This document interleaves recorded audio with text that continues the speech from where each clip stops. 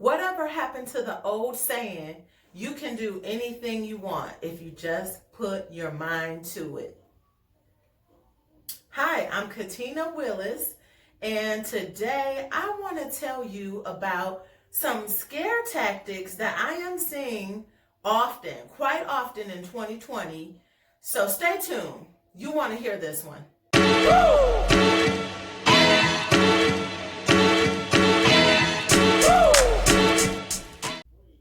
Before we get started, hit the like button and hit subscribe and hit the bell. That way you are notified next time I release some good content like this. And also watch this video until the end, because I'm going to reveal to you my thoughts of why so many real estate gurus are using scare tactics in 2020. So if you're a licensed real estate professional, you might hear a lot about disruptors in the real estate industry. You might hear a lot going on about iBuyers and about wholesalers and all of these scare tactics that make you feel that you're going to be out of business or replaced with a computer or with wholesalers. So I just want to tell you that you can do whatever you put your mind to.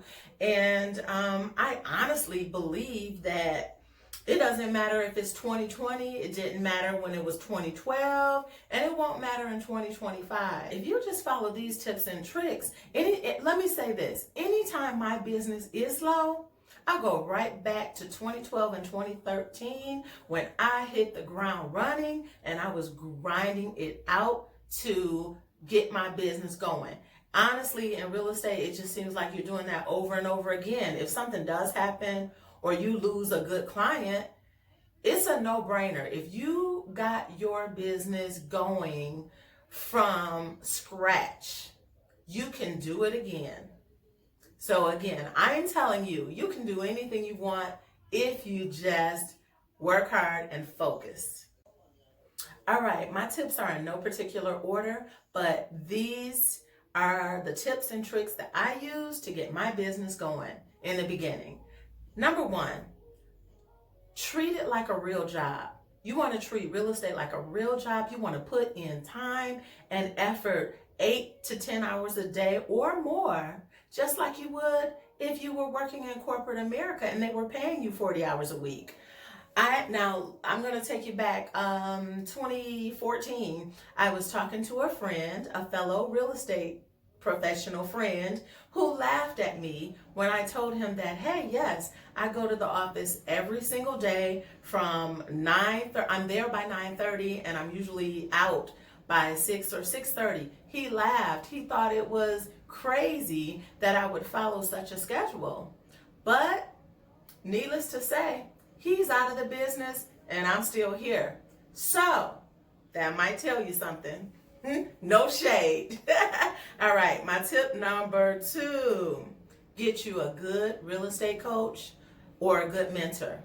Now, this really does work. Now, I'm going back to 2012, 2013 again. Now, the first 6 months in business, I was able to close about 15 deals just because I worked hard and I had a really good partner as well. But once I got that real estate coach, I'm telling you, my business was lit on fire. It was hot. It was smoking hot. They kind of know exactly what the clients are going to say before they say it, so they can give you all sorts of tips and inside secrets and knowledge, so that when it happens to you or a potential client says a certain thing to you, you know how to respond to it. So a lot of real estate is all about listening well and knowing what to say when somebody brings up a problem or a situation to you. So I'm gonna back this claim up with a story. Back in 2013, probably 2 weeks after I got a coach, I'm out showing a condo in Westland, and this was an internet buyer. And I did not close any business with this internet buyer. However, while I was showing the property, the lady next door came over and said, "Are you a real estate agent?" And I said yes, and we had a conversation, And I just remembered my coach told me, if somebody's talking to you about their house and you're at their house, get inside that house so you could analyze it right away. And sure enough, I did that and I got that listing. Complete stranger. I didn't need to really sell myself too much, but I got that listing thanks to a good coach. All right, and my last tip. Well, not my last tip, but my last tip for today. All right, I would say focus. What you focus on expands and grows. So try to really focus on the outcomes that you want. And what I mean by focus is don't try to do too many things. I think it's more of a challenge if you are still working at the post office and trying to sell real estate at the same time, or if you're trying to be a property manager and you're trying to list and help buyers. If you just kind of narrow your focus, that usually helps you to gain momentum faster in the area that you are concentrated on. And I'll give you one example of focusing and narrowing your focus. You might decide, I'm going to work with all home buyers who need down payment assistance. You will probably do very well focusing on that without doing 2 or 3 other jobs at the same time. Now, I know everybody talks multiple streams of income, this and that. However, I'm a firm believer that multiple streams of income, stream 2, 3, and 4, should come after you've mastered one thing. Now, here's my secret, or here was my light bulb moment. Now, I've noticed the conversation among a lot of real estate gurus or people who are just doing okay in real estate. I've noticed lately they are telling new real estate agents that they are going to fail and they can't do this business. And I have been in shock because for the longest, I'll say this. To some people that can appear negative, that can be very discouraging. And so that's why I started this topic off saying you can do whatever you put your mind to. Now, the reason I think that these messages are rotating over and over in 2020, January 2020 to be exact, is because people are trying to recruit you.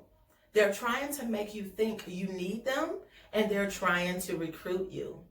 So, again, when you're looking at real estate brokerages, choose a brokerage that is perfect for you. Don't let anybody scare you into doing anything you don't want to do, okay?